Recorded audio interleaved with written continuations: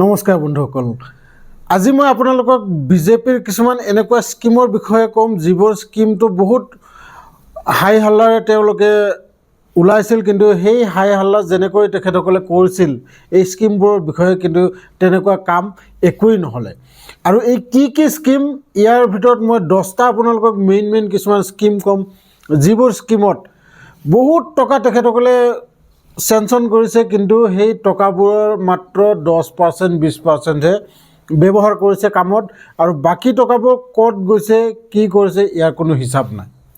গতিকে আহক কি স্কিম এইকেইটা মই আপোনালোকক এটা এটাকৈ বুজাই দি আছোঁ এক নম্বৰতে হ'ল স্মাৰ্ট সিটি এই স্মাৰ্ট সিটিৰ নামত যিমান টকা তেখেতসকলে চেনচন কৰিছিল এই টকাবোৰৰ ভিতৰত মাত্ৰ 20% টকাহে তেখেতসকলে কামত লগাইছে বাকি 80% কি কৰিছে ইয়াৰ কোনো হিচাপ নাই আৰু বেছিভাগ টকা তেখেতসকলে ক'ত ইউজ কৰিছে এইখিনি মই হেকত আপোনালোকক কম গতিকে ভিডিঅ'টো হেকলৈকে চাই যাওক এটা এটাকৈ মই বিতংকৈ আপোনালোকক স্কিমবোৰৰ বিষয়ে কৈ আছোঁ দ্বিতীয়তে হ'ল স্বচ্ছ ভাৰত মিছন আপোনালোকে জানে যিমানবোৰ তেখেতসকলে টয়লেট দিছে সেই টয়লেটৰ কিছুমান ব্যৱহাৰ এতিয়াও ভালকৈ হোৱাই নাই কিছুমানৰ টিংপাত নাই কিছুমানৰ দৰ্জা নাই কিছুমানৰ টেংকি নাই আৰু কিছুমানে উপায় নাপায় নিজৰ ঘৰৰ পইচা ব্যৱহাৰ কৰি যেনি তেনি টয়লেটটো ৰেডি কৰিছে আৰু বেছিভাগৰে আধা কামতে ৰৈ আছে গতিকে ইয়াতো ঠিক 25 পৰা 30% টকাহে ব্যৱহাৰ কৰা হৈছে আৰু বাকি যি স্কিমটো আছিল তাৰ আধাতকৈও বেছি টকা এনে পৰি ৰৈছে বা কিবা কামত খৰচা কৰিছে তৃতীয়তে হ'ল নমামি গংগা নদীখন প্ৰদূষণৰ পৰা বচাই ৰখা বা সাফ কৰা ইয়াৰ নামত 20,000 কৰোৰ টকা চেনচন কৰিছিল আৰু এই 20,000 টকাৰ যেটো প্লানিং 20,000 টকা খৰচা হৈ যোৱা দেখুৱাই দিছে কিন্তু গংগা সেই আগৰ নিচিনাকৈ আছে কোনো ধৰণৰ পৰিষ্কাৰ হোৱা নাই তৃতীয়তে হ'ল বুলেট ট্ৰেইন প্ৰজেক্ট আৰু এই বুলেট ট্ৰেইন প্ৰজেক্টত 1 লাখৰ পৰা 2 লাখ কৰোৰ টকা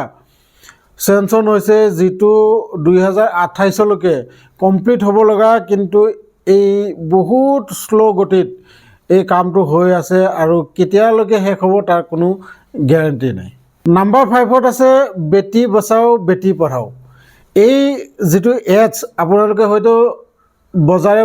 গলিয়ে দেখিবলৈ পাইছে নৰেন্দ্ৰ মোদী কিছুমান সৰু ল'ৰা ছোৱালীৰ সৈতে এনেকুৱা ফটো যে বেটি বচাও বেটি পঢ়াও কিন্তু এই যেটো স্কিম আছিল এই স্কিমৰ মাত্ৰ 20% টকাহে তেখেতসকলে কামত ব্যৱহাৰ কৰিছে বাকি 80% টকা মাত্ৰ এই যে আপোনালোকে এডভাৰটাইজবোৰ দেখি আছে হয়তো বেনাৰবোৰ যে দেখি আছে যতে যায় ততে মোদী যতে যায় ততে বেটি বচাও বেটি পঢ়াও যে এডভাৰটাইজবোৰ টিভি চালে টিভি মোবাইল চালে মোবাইল এই এডভাৰটাইজবোৰত 80% টকা খৰচা কৰিছে গতিকে ভাবি চাওক যেটো কাম ইমান ঠিক আছিল ভাল কাম আছিল কিন্তু ব্যৱহাৰ কৰিছে কোট টকাখিনি 80% টকা ব্যৱহাৰ কৰিছে এডভাৰটাইজত নাম্বাৰ 6 প্ৰধানমন্ত্ৰী আৱাস যোজনা এই যোজনাটো হয়তো অসমত বহুতে এনেকুৱা প্ৰধানমন্ত্ৰী আৱাস যোজনাৰ জৰিয়তে বহুতে ঘৰ পাইছে কিন্তু আজিও এনেকুৱা বহুত ঘৰ আছে যিবোৰ ঘৰ আধৰুৱা হৈ আছে বা যিবোৰ ঘৰ সম্পূৰ্ণ হোৱাই নাই হয়তো যিখিনি টকা চৰকাৰে দিছে সেইখিনি টকাৰে সেই ঘৰটো নোলায় গতিকে এনেকুৱা বহুত ৰিপৰ্টাৰে ৰিপৰ্ট কৰিছে যে বহুত ঘৰ বৰ্তমানেও এনে পঢ়ি আছে গতিকে এইবোৰ আসলতে এটা ফ্লপ মানে তেখেতসকলৰ যেটো স্কিমবোৰ নাম্বাৰ 7 মেক ইন ইণ্ডিয়া আসলতে ভাৰতৰ যিবোৰ মেনুফেকচাৰিং বঢ়োৱাৰ লগতে আমাৰ চাকৰিবোৰ বাঢ়িলেহেঁতেন কিন্তু আমাৰ মেনুফেকচাৰিং সেই আগৰ তুলনাত আৰু কমহে হৈ গৈছে তাৰ ফলত আমাৰ ভাৰতত নিবনুৱাৰ সংখ্যা আৰু বেছি বাঢ়িছে আৰু সেই কাৰণে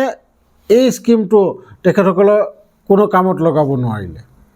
8 নম্বৰতে হ'ল প্ৰধানমন্ত্ৰী কুশল যোজনা যেটোত মানে ল'ৰাবিলাকক স্কিল শিকোৱাৰ কিছুমান কথা আছিল মানে কম্পিউটাৰ বা এনেকুৱা বহুত ধৰণৰ খেতিবাতি কৰা অন্য ধৰণৰ স্কিল কিছুমান শিকোৱাৰ কথা আছিল যেটোত 9,200 কৰোৰ টকা তাত মানে ঘোটালা হৈ গৈছে কোনে মানে লুটপাট কৰি 9,200 টকা তাৰ পৰা গায়ব কৰি দিছে গতিকে এনেকুৱা যিবোৰ স্কিম আনিছিল এই গোটেই স্কিমবোৰতে এনেকুৱা ফ্ৰড হৈ পেলাই তেখেতসকলৰ যি কাম হ'বলগীয়া কাম তাৰ খালি 10% 20%হে হৈছে বাকী টকা কোনে ক'ত লৈ গৈছে কোনেও গম নাপায় 9 নম্বৰতে হ'ল হেৰিটেজ চিটি ডেভেলপমেণ্ট আৰু ইয়াৰ দ্বাৰাই কিছুমান চিটিবোৰ মানে ডেভেলপ কৰাৰ এটা প্লান আছিলে য'ত 248 কৰোৰ নে 250 কৰোৰ এনেকুৱা এটা স্কিম আছিল যিটো স্কিমৰ মাত্ৰ 32 কৰোৰ টকা তেখেতসকলে ইউজ কৰিছে বা খৰচা কৰিছে কামত আৰু বাকীবোৰ টকা 210-15 কৰোৰ টকা ক'ত গৈছে কোনেও ক'ব নোৱাৰে 10 নম্বৰতে হ'ল প্ৰধানমন্ত্ৰী শ্ৰম যোগী মনধন আৰু ইয়াৰ দ্বাৰাও বহুত টকা যিটো পৰিমাণত তেখেতসকলে স্কিমটো বনাইছিল যেনেকুৱা স্পীডত সেই কামবোৰ হ'ব লাগিছিল এই কামৰ আধা মানে শতাংশও কাম নাই হোৱা গতিকে বিজেপিয়েতো স্কিম বহুত ওলাইছে বহুত হাই হাল্লা কৰি তেখেতসকলে স্কিমবোৰ ওলায় বেটি বচাও বেটি পঢ়াও বা স্বচ্ছ ভাৰত অভিযান দুনিয়াৰ এনেকুৱা স্কিম ওলায় কিন্তু ওলোৱাৰ কেইদিনমানহে নামবোৰ শুনা যায় তাৰপিছত এইবোৰ সকলো বন্ধ হৈ যায় খেতিয়কৰ ইনকাম ডাবল কৰা এটা স্কিম বাহিৰ কৰিছিল আৰু এই স্কিমবোৰ নহয় তেখেতসকলে খালি ইলেকশ্যনৰ অলপ আগে আগে ওলায় আৰু ধৰক কিছুমান মানুহক ইয়াৰ লাভো দিয়ে কিন্তু যে ইলেকশ্যন পাৰ হৈ যায় এই লাভবোৰ বন্ধ হৈ যায় এই যিটো পইচা স্কিমবোৰৰ পইচা অহাটো বন্ধ হৈ যায় আৰু এই বন্ধ হোৱাৰ ফলত বহুত ৰাজ্যত ধৰ এইবোৰ স্কিমৰ বাবে যিবোৰ ফাণ্ড পাবলগীয়া আছিল সেই ফাণ্ডবোৰ পোৱা নাই কিছুমান ৰাজ্যততো যিবোৰ ৰাজ্যত ধৰক বিজেপি চৰকাৰ নাই শুনিবলৈ পোৱা মতে ৱেষ্ট বেংগলত বহুত টকা যিটো প্ৰধানমন্ত্ৰী আৱাস যোজনাৰ বহুত 60,000 কৰোৰ টকা নে কি তেখেতসকলে ৱেষ্ট বেংগল চৰকাৰক দিয়া নাই সেই টকাটো ধৰি ৰাখি দিছে আৰু এনেকুৱা বহুত টকা যিবোৰ স্কিম আছিল সেই স্কিমবোৰ তেখেতসকলক দিয়া নাই বুলি অভিযোগ উঠাইছে আৰু ইয়াৰ পৰা কি বুজা যায় যে অইন পাৰ্টিৰ যিটো চৰকাৰ চলি আছে তেখেতসকলে যাতে কাম কৰিব নোৱাৰে তেখেতসকলে যাতে জনসাধাৰণক একো লাভ দিব নোৱাৰে আৰু এই লাভ দিব নোৱাৰাৰ ফলত জনসাধাৰণে বিৰক্তি পাই পেলাই যাতে বিজেপিক ভোট দিয়ে এনেকুৱা কিছুমান মানে ঘটিয়া কাম যিটো মানে নিন্দনীয় এনেকুৱা কাম কিছুমান কৰি আছে যিবোৰ কামৰ মানে কি ক'ম যে জনসাধাৰণে এই দুই পাৰ্টিৰ মাজত যি কাজিয়া সেই দুই পাৰ্টিৰ মাজত জনসাধাৰণ মৰি আছে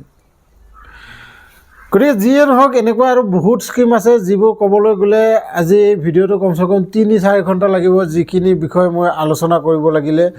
গতিকে মই মেইন যি 10টা আপোনালোকক বিষয়ে ক'লোঁ আৰু এইকেইটা আপোনালোকেও গুগলত সাৰ্চ কৰি ভালকৈ জানিব পাৰিব ইয়াৰ বিষয়ে কিমান টকা চেনচন হৈছিল কিমান টকা তেখেতসকলে খৰচা কৰিছিল আৰু কিমান টকা এডভাৰ্টাইজত খৰচা কৰিছিল য'তেই আপোনালোকে চাই ধৰক মোবাইল তাতে মোদী দেখিব য'তে আপুনি বজাৰত যা তাতে মোদী দেখিব ব্ৰিজৰ ওপৰত মোদী দেখিব ৰাস্তাত মোদী দেখিব পহলগামত যেটো আমাৰ ঘটনা হৈ গৈছিল কাশ্মীৰত আমাৰ ভাৰতীয়ক মাৰি থৈ গৈছিল তাৰপিছত যেটো অপাৰেশ্যন সিন্দুৰ হৈছিল সেই অপাৰেশ্যন সিন্দুৰতো মোদী সোমাই যায় গতিকে মানুহৰ খালি